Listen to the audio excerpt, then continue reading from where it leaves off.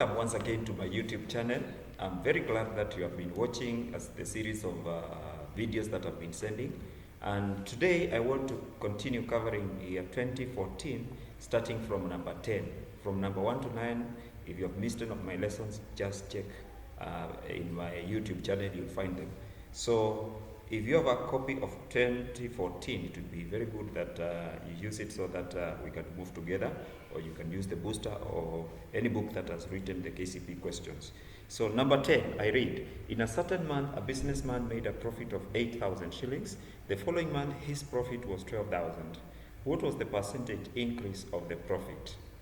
So in such a question, we are supposed to know the formula that is supposed to be used here. And the formula for percentage increase is given by increase over original times 100%. So percentage increase has a formula. It is increase over original times 100%. So analyzing the things we are given here, we have the 8,000, which was the first profit. This represents before the increase. The 12,000, which was the price after the increase. This one we call it after the increase. These two are the ones to give us the increase. Originally, this was the profit was 8,000. We can call this the original price before the increase. Then it went up to 12,000. So the difference between this price and this price gives us now the increase. So we get 12,000. The increase itself will be 12,000 minus 8,000, which gives us 4,000. That was the increase.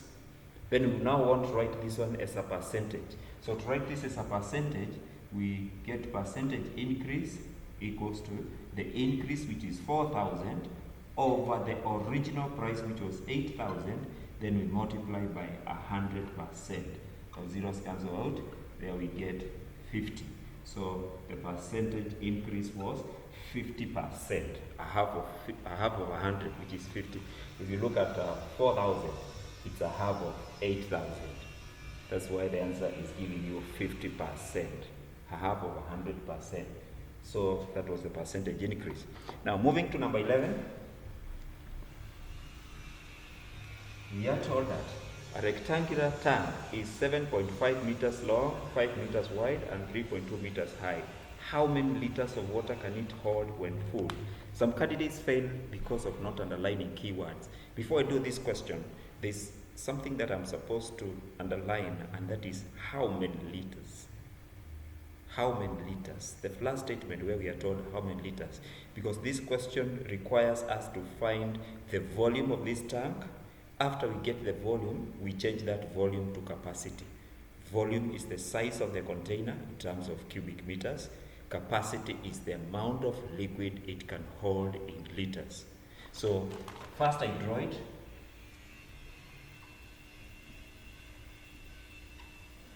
So it is 7.5 meters, 5 meters wide, and 3.2 meters high. Volume, we know volume is base area times height. And the base area of a rectangular tank is length times width. The base here is a rectangular shape. So it is 7.5 meters times 5 meters times the height, which is 3.2. So the easiest way to multiply decimals is first to ignore the decimals, multiply like they are all numbers, then you return back the two decimals. So we have 75 times 5, which is 375. Then you multiply by that 2, which gives us 10, 5, carry 1, 7, 15, carry 1, 2, because of 22. Then here we have 9 plus 1, we have 11. So we get 0, 0, 0, 12.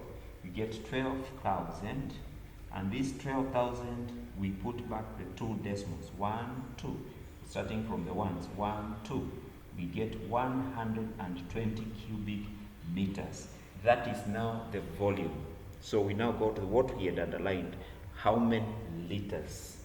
And to change volume into capacity, we are supposed to know the units of conversion. We know a cubic meter, a tank of 1 cubic meter, a tank which measures 1 meter by 1 meter by 1 meter. It's a very big tank.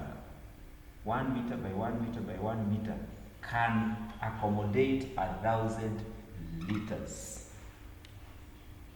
You know the blackboard ruler. So you can try to imagine a tank which is 1 meter long, 1 meter wide, 1 meter high. It can accommodate 1,000 liters. What of these 120 cubic meters I have? How many liters will it accommodate? I cross multiply 120 cubic meters times 1,000 liters all over a cubic meter. Cubic meters cancel with themselves. Then we get 120 times 1,000, which is 120,000 liters. Joyce dog. Then we move to number 12.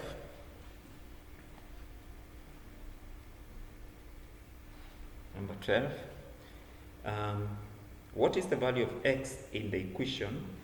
X plus 3 into x plus 3, close the bracket, equals to 23. So in such a question, we know we are supposed to remove these brackets first. We remove the brackets here, and whatever is in the bracket has to be multiplied by 3. This x is not part of the bracket, so it remains the way it was. X plus 3 times x, which is 3x, plus 3 times 3 is 9, is the same as 23. Then put the like terms together. These two to be put together to become 4x plus 9 is the same as 23. This and these are like terms. So we need to move 9 across the equal sign there.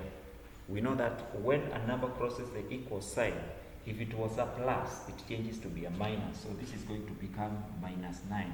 As a candidate, try to note it so that you don't confuse or you don't forget when you're trying to move it.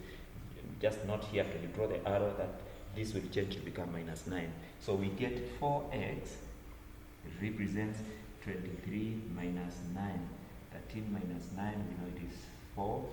Then we get 14. 4x equals to 14. Then we divide both sides by 4 to get the value of x. By 2, 2, by 2, 7, where we get 3.5. That is choice C. Now moving to number 13, a question about fractions, where we are told Tuku spent a third of his money on school uniforms, a quarter on books, 2/3 of the remainder on food, and saved the rest. What total fraction of the money did he save and spend on books? Underline the word save and spend on books, because that is the last statement, which is very important, which the examiner is trying to test you with to see whether you are keen. So in such a question, just analyze each and every item you're given, all of them, list them down. So we're starting with he spent a third on uniform. Just write uniform was a third. Then a quarter on books. Books was a quarter. Then 2/3 of the remainder on food. Food, you say it is 2/3 of remainder, just as they say. Then saved the rest. Saved, you don't know, put a question mark. Then before we continue, we have to find these two fractions. These two we are given straight away. A uniform was a third, books was a quarter, food was 2/3 of remainder. What do we mean by remainder? Because you have already spent a third and a quarter on books. So if it was something whole from here, we have already spent a third. We have already spent a third from that whole thing. We have also spent a quarter. Then, out of the remaining, we have spent 2/3 of the remainder here. So how do we know the remainder? We have to put together what we have spent so far. So we put together these two, which we have spent. So we put together a third and a quarter. Where we get LCM is 12, we get 4 plus 3 is 7 over 12. So this is the remainder. This is what we have spent so far, sorry. This is what we have spent on uniform and books. So this plus this gives 7 over 12. So what is the remainder here from a whole? The whole is supposed to be 12 over 12. A complete thing is supposed to be 12 over 12. We know 12 over 12 when simplified becomes 1. So we look at this denominator and then we say 12 over 12 is the entire, the whole thing that we are trying to spend, the whole money that he had before spending. So now he has already spent 712. That is a third plus a quarter, uniform and books. So he has already spent 712. So he's left with 512. That is the remainder. So after you get that remainder, now you come with 2/3 of the remainder, which you have got. The remainder is 512. Just for clarity, I repeat again how I got this remainder, because this is where candidates get confused. So you have spent a third on uniform, a quarter on books. Put together to see how much have you spent so far. So far you have spent 712. Then the 712 you subtract from the whole thing. The whole thing is supposed to be 12 over 12. You subtract 7 over 12. 7 over 12 represents what you have spent on uniform and books. So you are left with 512. And 512 is the remainder. Now this remainder here. Then you get 2/3 of that remainder. Off is multiplying. You get 10 over 36, which can be simplified to be 5 over 18. So that is what was spent on food.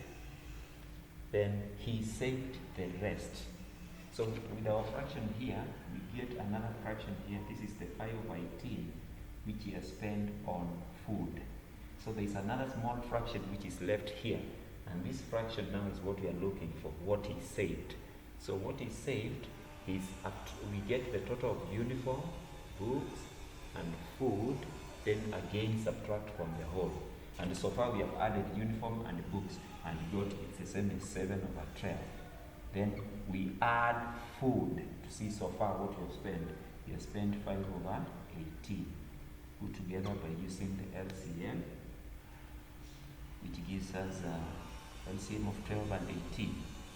It should be something to do with the 36. 2, 6, 2, 9, 2, 3, 9, 3, 1, 3, 3, 4 times 3, 12, 12 times 3, 36. Just confirming. So 36 goes into 12 3 times. 3 times 7, 21. 36 goes into 18 2 times. 2 times 5, 10. So we get 31 over 36. This is the total what we have spent on both on uniform, books, and food. So now this is the total of the 3 items. So from the whole, now the whole here becomes 36 over 36. This is the complete, all of it together with what he had saved. Then we subtract what he has spent from the 3, which gives us 5 out of 36. This is what he has spent on saving. This is what he saved. That is what he saved. Then the question, as we underlined, is how much did he save and spend on books? So we get what he saved. We get what he saved. Then we add what he spent on books. And the books was a quarter. Putting LCM together, these two, which is 36, 36 by 36, 1, 1 by 5, 5, 36 by 4, 9, put 9. This gives us 14 over 36, which simplified becomes 7 over 18, which is choice A. Now moving on to number 14, it's about hire purchase, where we are told Kerubo bought a TV set by paying a deposit of 2,400 plus 15 equal monthly installments of 500 each. The higher purchase price was 10% more than the marked price. What was the marked price? So we first list the things we are given.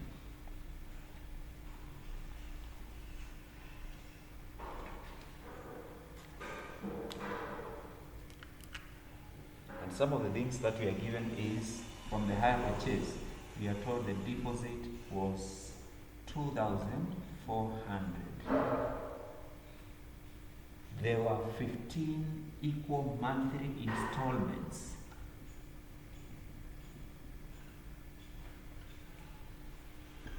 Were 15. And each month he was paying 500 shillings.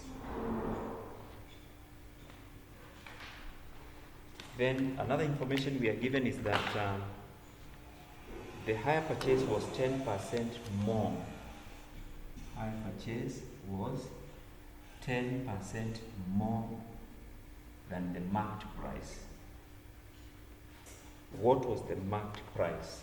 So looking at this information given up here, it will help us to get first the higher purchase price. So from here we can get the higher purchase price. And higher purchase price is given by the formula deposit plus total monthly installments. We already have the deposit. Then the installments, each month he was paying 500 and he did this for 15 months. So we are able to get the total monthly installments by multiplying 500 by 15. So the higher purchase will be given by this deposit of 2,400 plus 15 times 500. This is the 15 months. Each month paying 500 will give us the total monthly installments. So this will be 2,400 plus, when you multiply 15 by 5, we get 75. So 7,500. So the higher purchase price now becomes 2,400 plus 7,500, which becomes 9,900. Then going back to the question, we are told that the higher purchase was 10% more than the marked price. Now we get to compare the two prices. We get now to compare the two prices. Having the higher purchase price, now we compare it with the marked price. And always the higher purchase is higher than 100%. You pay slowly by slowly, that is why you are charged higher than 100%. Because the person having that business, he will not be able to get your profit fast. So it will take time before he recovers all the money from you. So the higher purchase, not that it's always more than 100%. So comparing the two, we take the marked price to be the original, which is 100%. And the higher purchase, because it was 10% more, we say it is 100% plus 10%, which is 110%. So that is how we compare higher purchase with the marked price. Because we were told the higher purchase was 10% more, we take the marked price to be the original price, that is 100%. And then because the higher purchase was higher by 10%, we get that 100% for the marked price, we add 10% to get the higher purchase was 110%. And so far we know what is the higher purchase price. So we come and say, if 110%, which is the higher purchase price, represents 9,900, we have got that. What about the marked price, which we are looking for, which is 100%? We cross multiply 100% times 9,900 divided by 110. Then this one goes with this by 11, by 11 we get 990. Then we multiply 90 times 100, which gives us 9,000 shillings. As simple as that. Get the 9,000 shillings. Then earlier on I had posted some other video clips showing how to work out monthly installments. Please don't forget to check Also how to get the monthly installments as well as the deposit. Then number 15. The figure below represents a right-angled triangle, PQR. The area of the triangle is 24 square centimeters and the height is 6 centimeters. What is the length of the longest side? In this question, underline the word longest side. Underline the word longest side. Then I draw the triangle.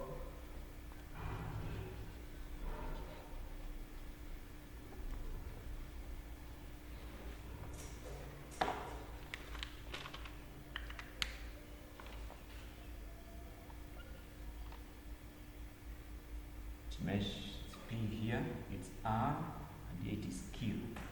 Then the height is 6 centimeters. Its area is 24 square centimeters. Then we are told that what is the length of the longest side? We are looking for the longest side. This question is testing about right angle triangle properties. We know about the Pythagorean theorem. So this is one of the things which are being tested here alongside area of a triangle. So it is the area of a triangle which will help us to get the base. Once we get the base, we shall be able to work out the longest side using the Pythagorean theorem. So we start with the formula of area of a triangle, which says area equals to half base times height. We know the area, we don't know the base, but we know the height. So using this formula, substituting this formula, it will help us to get the base. But some candidates, after they get the base, they look at the choices and then they put the answer they see there. It's very important to follow instructions. Our mission is to get the longest side. And as I've said before doing the question, we are going to first find the base. The base, we shall use the base and the height to get the longest side. So there are two steps in this question. So we substitute here and say that area of 24 square centimeters equals to half times a base we don't know times a height of 6. Then after that we cancel by 2, 1, by 2, 3. We get 24 square centimeters equals to 3 times b is 3b. b times 3 becomes 3b. And then we divide by 3, we divide by 3, we get 8. So the base is 8 centimeters. The base is 8 centimeters. So here it is 8 centimeters. But that is not the answer. We are looking for the longest side, which is always opposite the right angle. This is what we are looking for. And to get now the base, I mean the longest side, we have to use the Pythagorean theorem, which says, from Pythagorean, who discovered that when you draw a square along there, and you draw a square along here, and you draw a square along here, Mr. Pythagorean discovered that if you get the area of this square and the area of this other small square here, and put them together, it will give you the area of this big square. So the area of this square, which has been formed here, plus the area of the square formed here, will give us the area of the square, the biggest square, which will be formed here. So in short, to get the area of the small square here, it is 6 squared, 6 times 6, plus the square of this one, which is 8 squared. It will give us the height, the hypotenuse which you are looking for, squared, the area of this one. So we say 36 plus 64 gives us the hypotenuse squared. So 100, 36 plus 64 is 100, gives us hypotenuse squared. So we get the square root. The number that was multiplied by itself to give us this 100 is now the hypotenuse. And the square root of 100 is 10. So our hypotenuse is 10 centimeters. But for class 8 who is waiting for KCPE, when you reach here, you get 6 and 8. There's a quicker way to get now the answer. We know the right angle triangles, they are very common, and they should be at the fingertips when you're doing KCPE. And the right angle triangle measurements start with 3, 4, 5. The other one is 5, 12, 13. Then there is 7, 24, 25. Then there is 9, 40, 41. Then there is 11, 60, 61. The most common in KCPE are those first three. They don't go mostly beyond that. So each of these can be played around with. Either I can play around with 3, 4, 5. I can either multiply by a certain number all through. For example, if I multiply by 2, 3 times 2 becomes 6. 4 times 2 becomes 8. 5 times 2 becomes 10. So that is still 3, 4, 5 triangle. So if you look at this was just 3, 4, 5. And what had been done to 3, 4, 5? It was 3 times 2 to give us 6. 4 times 2 to give us 8. So we now multiply 5 by 2 to give us 10. So how can you discover that very quickly? Once you have got this height and the base, which is 6 and 8, get the two measurements. Try to simplify them with a common divisor. And once you simplify them, they will tell you which right angle triangle was being played around with. So we have known that it was 3, 4, 5, which was being played around with. So this one becomes 10. Thank you.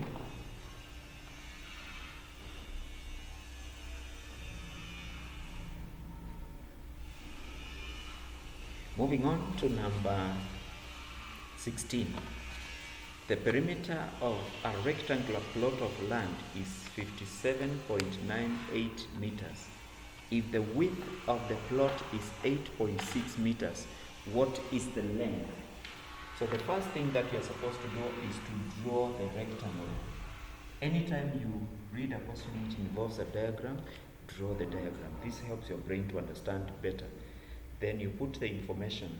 Perimeter is 57.98 meters. At the same time, you're asking yourself a question. How did we get this perimeter? And we know that the perimeter was got by moving the distance all the way around. This length plus width plus length plus width is the one that gave us this. Twice length plus twice width. Then we are told the width was 8.6 meters. Then the question is, what is the length? We are looking for the length. I want to show you a very easy method that you will not waste your time. So, we know this one was twice length, and this is twice length plus twice width, which gave us this. So what I'll do with this 57.98 is first to divide it by 2. And when I divide by 2, I will only be left with length and width. I will have removed the other length and width because I've divided by 2. So I get 57.98. I divide by 2. I get 2, you get 8, you get 9, you get 9. So I get 28.99 meters. That is the length plus the width. Because I've divided this perimeter by 2. There were twice length and twice width. So after dividing by 2, I'm only now left with this 28.99 represents the length and the width. Then I take away the width to be left with the length. I get 9, 3, 0, 20. 20.39, choice A. And just to check whether you've understood that, I'm going to give you another one here.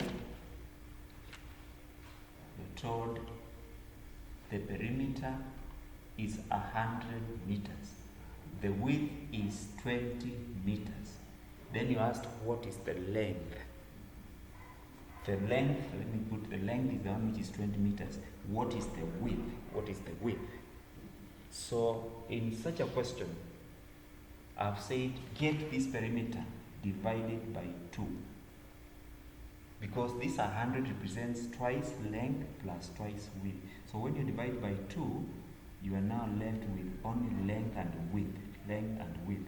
So this 50 is for length and width. So I subtract the length, which I'm left with 30. So the other side of the rectangle will be 30.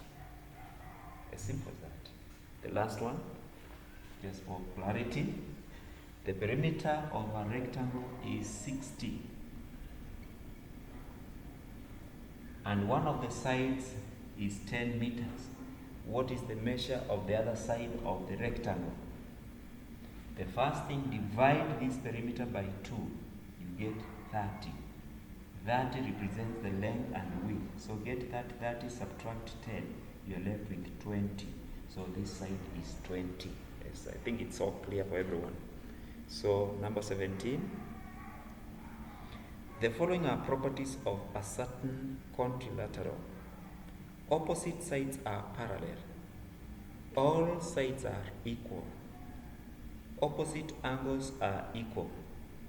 Diagonals are unequal and bisect each other at right angles. What is the name of the quadrilateral? Just to be sure that you're going to get this question and you want to not fail it, I would advise you, before you rush to look at the properties, just draw the very common shapes you know as square. Put the diagonals there. Draw a rhombus. A square and a rhombus go together. Remember, we say a square is a rhombus, it's a special rhombus.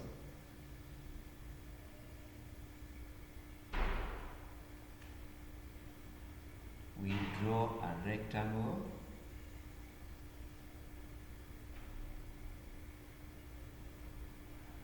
We draw a parallelogram. A rectangle and a parallelogram move together. And then finally, we can draw a trapezium. Trapezium can look like this. Trapezium can be isosceles trapezium or right angle trapezium. So having this now, when you are analyzing this question, you can easily know which ones are already, you can eliminate very fast. Opposite sides are parallel. Starting with this one, it is very true that this side and this side are parallel. This side and this side are parallel. Same to this, same to this. This and this are parallel. This and this are parallel. Opposite sides are parallel. Opposite sides are parallel. Opposite sides are parallel. Here, it's only one pair which is parallel. One pair. The other pair is not parallel. This is opposite but not parallel. It's only one pair here for trapezium which is parallel, but this other pair is not parallel. So in the first point, Roman 1, we are only able to eliminate trapezium. So we are left with the 4. Then we go, all sides are equal.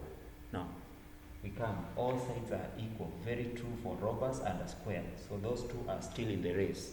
But here, we know it's only the opposite sides which are equal. Only the opposite. So these ones are out of the race now. We remove them. We are left with square and rhombus. Then we are told, opposite angles are equal. 90, 90. 40, for example, 40. 140, 140. That is true for both. So we're still racing with the 2. Then diagonals are unequal and bisect at right angles. Starting from here, this diagonal and this diagonal are equal. And the statement says diagonals are unequal. Then the other statement says they bisect at 90 degrees. That is very true for this one. It's also true for this one. They bisect, for both square and rhombus, they bisect at right angle. But for rhombus, we know that the diagonals are not equal. This is shorter, this is longer. So this is the one that carries all those properties. That is the one that carries all the properties. Then just a quick one. After knowing this is a rhombus, I just want to say that this square, this rhombus, this rectangle, this parallelogram are all special parallelograms. Because from the word parallelogram, it means any quadrilateral which has 2 pairs of parallel lines. So this pair is parallel, this pair is parallel, this pair is parallel, this pair is parallel, this pair is parallel, this pair is parallel, this pair is parallel, this pair is parallel. But it's not true for trapezium. So a square, a rhombus, a rectangle, and a parallelogram. All these are special parallelograms. But don't say the opposite. Don't say a parallelogram is a square. No. But you can say a square is a special parallelogram. A rhombus is a special parallelogram because of the parallel lines. Then A rectangle is a special parallelogram, but the opposite will not be true. A square is also a rhombus, but I cannot say a rhombus is a square. Thank you. Moving on to number 18, where we are supposed to construct a circle center O using line ROS below as a diameter. So in this one, I not prepared myself with the construction tools, and the next lesson I want to give you this. I will start with this construction from number 18. Thank you so much for watching. Don't forget to like and also to subscribe, same as leave your comment so that I can know how to give you more better services. And when you subscribe, you're able to get new alerts when I post a new lesson. Thank you.